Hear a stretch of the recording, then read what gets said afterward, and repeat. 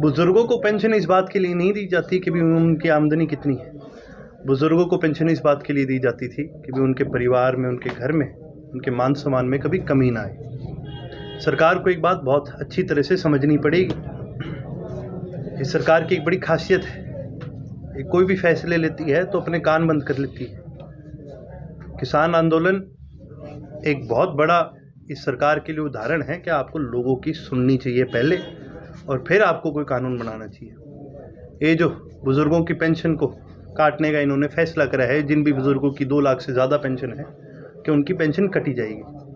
अब मैं आपके माध्यम से सरकार को बता देना चाहता हूँ कि भाई हरियाणा की लगभग 60% जो आबादी है वो गाँव में रहती है और जो शहरों में भी रहते हैं। तो हमारे भारत की संस्कृति की एक बड़ी पुरानी परंपरा है, पुराना हमारा कल्चर है, संस्कृति है कि भाई जो परिवार है वो इकट्ठा रहता है। और जब तक परिवार के बड़े बुजुर्ग घर में बैठे तो चाहे वो आमदनी हो, चाहे ज़मीन हो, चाहे मकान हो, सब उनके ही नाम पर होता है। अब जिस परिवार की ज़मीनों का आगे बंटवारा नहीं हुआ, जाहिर सी बात है भी उसके इनकम टैक्स रिटर्न में भी जो घर के सबसे बड़े बुजुर्ग मेंबर होंगे उन्हीं का नाम आएगा।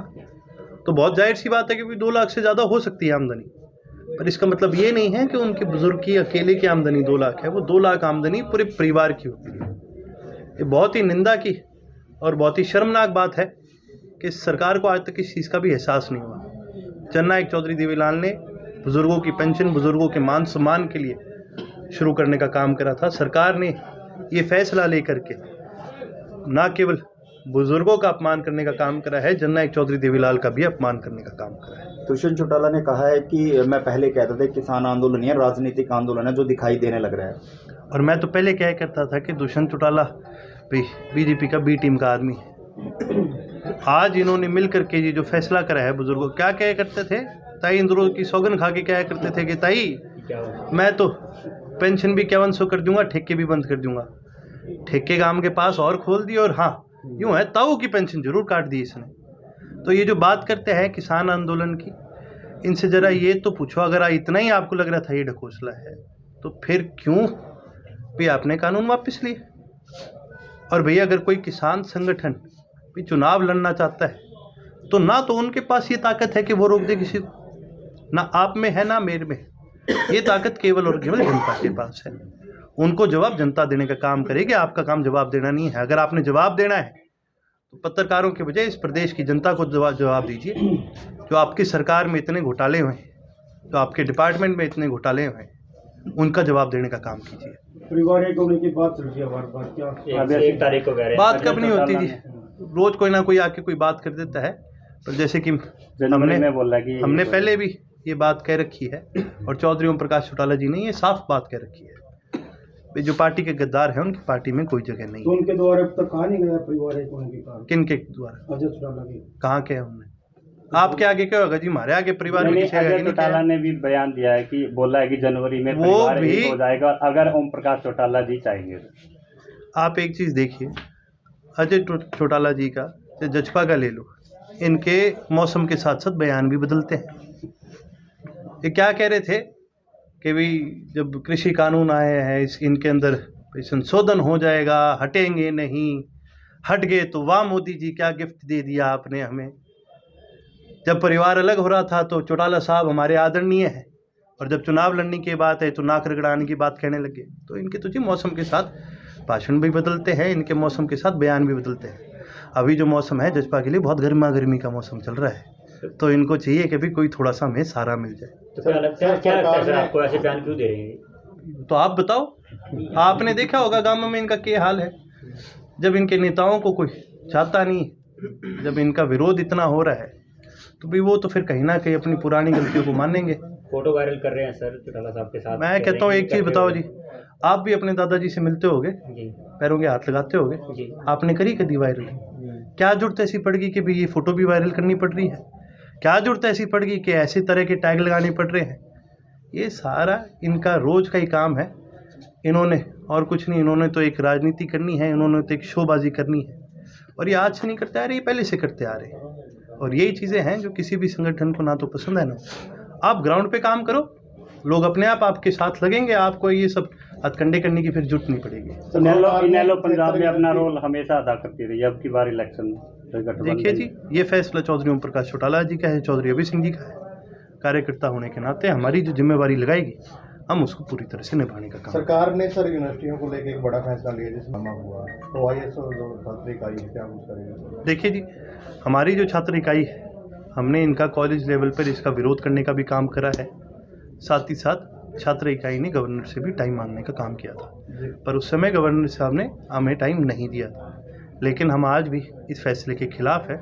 यूनिवर्सिटी की जो एक ऑटोनॉमी है वो हमारे देश के एजुकेशन सिस्टम का एक बहुत बड़ा हिस्सा है, और जब आप किसी भी यूनिवर्सिटी की ऑटोनॉमी को छीनने का काम करते हो तो आप उस एजुकेशन सिस्टम को कॉम्प्रोमाइज़ करने का काम करते हो। ये कोई छुपी हुई बात नहीं है कि प्रत्येक यूनिवर्सिटियों के अंदर जो ये वाइस चांसलर लगाए गए हैं ये ज़्यादातर आरएसएस के आदमी हैं, और जिस प्रकार से ये अब इन यूनिवर्सिटीज़ के अंदर फेरबदल करने का काम कर रहे हैं, ये हमारे देश के एजुकेशन सिस्टम को कॉम्प्रोमाइज़ भी करने की कोशिश कर रहे हैं और हमारे देश के इतिहास को बदलने की भी कोशिश कर रहे हैं।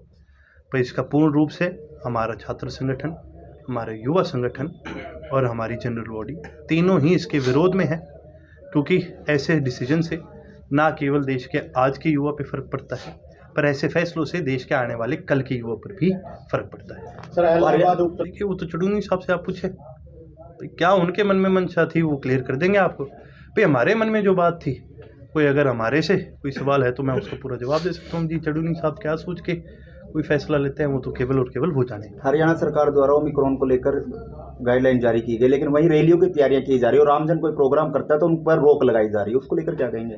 ये पहली बार हो रहा है?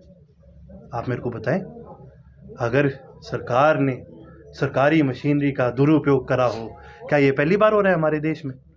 आप एक चीज़ देखो, डेल्टा को फैलाने में सबसे ज़्यादा किसका हाथ था? हमारे देश के प्रधानमंत्री का। जब तक प्रधानमंत्री जी की रैलियां हो रही थी तो डेल्टा नहीं था। उसी प्रकार ये सरकार अभी तैयारी कर रही है अपनी रैली की, कोई जनवरी में करेंगे, कोई कहीं करेंगे, तो जाहिर सी बात है भाई सरकार आपको साफ कह देगी भी नहीं है कि जब सरकार की पूरी हो जाएंगी तब भाई वो आपको भी पता है और मेरे को भी पता है, आम आदमी को इन्होंने मारना है।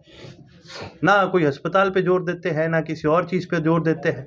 जो इंफ्रास्ट्रक्चर ठीक करना चाहिए, जो ऑक्सीजन प्लांट लगनी चाहिए, जिस प्रकार से भी वेंटिलेटर के थ्रू, क्योंकि एक वेंटिलेटर पे 4-4 लोगों को लगाया जा रहा था, उसकी वजह से जो ब्लैक फंगस फैला है उस पर कोई गौर नहीं करा। आओ करनाल सिविल हॉस्पिटल या हरियाणा के प्रत्येक सिविल हॉस्पिटल में चलो, क्या तैयारी करी गई है हाउस के अंदर, ये भी सरकार से सवाल पूछे गए थे। लेकिन ये सरकार इतनी निकम्मी सरकार है कि इन पे वो कभी जवाब नहीं दे पाई। और ये कहीं ना कहीं मैं तो मानता हूँ कि भी ये सरकार जो है ये केवल और केवल अपने फ़ायदे में, चाहे इनको 1000 करोड़ लोगों की भी बलि देनी पड़े, ये सरकार इतनी बेशरम है, ये संगठन इनका इतना बेशरम है कि इनको इस बात का फ़र्क नहीं पड़ता। तो क्या सर वैक्सीनेशन को लेकर भी काफ़ी घोटाले सामने आ रहे हैं? इसको वैक्सीनेशन को बिल्कुल है। आप एक चीज़ बता दो, सरकार कहती है कि कैथल में 100% वैक्सीनेशन होगी। मैं सिर्फ कैथल जिले की बात करूँ, अब मन पे हाथ रख के बताओ मेरे को कि कितनों ने कराई है। तो ये तो केवल और केवल सरकारी अफसर अपने आंकड़े पूरा करने का काम कर रहे हैं, वैक्सीनेशन अभी पूरी तरह से करी नहीं। तो अगर पूरी तरह से करी जाती तो ना ही ओमिक्रॉन का कभी इतना बड़ा डर होता, और अगर सही मन से करी जाती तो शायद हमारे देश में जो डेल्टा की वजह से जिन नागरिकों की मौत हुई है उनकी भी ना होती। सर, जिसकी आय 6 लाख से ज़्यादा है उसका ओबीसी आरक्षण खत्म करने का निर्णय लिया गया है। क्रीमी को कम मैं पहले भी कहता आया हूँ कि भी ये सरकार जो है ये हर तरीके से जो आम नागरिक को किसी को कोई ताकत मिलती है उनकी ताकत को ये कम करने का काम कर रही है। ये कोई बड़ी बात नहीं है जब ये बुज़ुर्गों की पेंशन काट सकते हैं, जब ये गरीबों के गैस के सिलेंडर की सब्सिडी ख़त्म कर सकते हैं। आपको याद है क्या नारा लगाया था? आधे देश को क्या करते थे, आप अपनी सब्सिडी छोड़ दो तो मैं गरीबों को दे दूँगा। फिर उसके बाद जब लोगों ने अपनी सब्सिडी छोड़ दी तो इन्होंने गरीबों की भी लेने का काम करा। ये उसी तरह से आज ये 6 लाख से ज़्यादा पर काटने का काम करेंगे, फिर ये 4 पर ले आएंगे, फिर ये 2 पर लेंगे और फिर इस तरह से पूरी तरह से काटने का काम करेंगे। ये सरकार केवल और केवल अपनी खुद की सोच पर चलती है, ना तो ये जनता की सरकार है ना इस देश की सरकार है।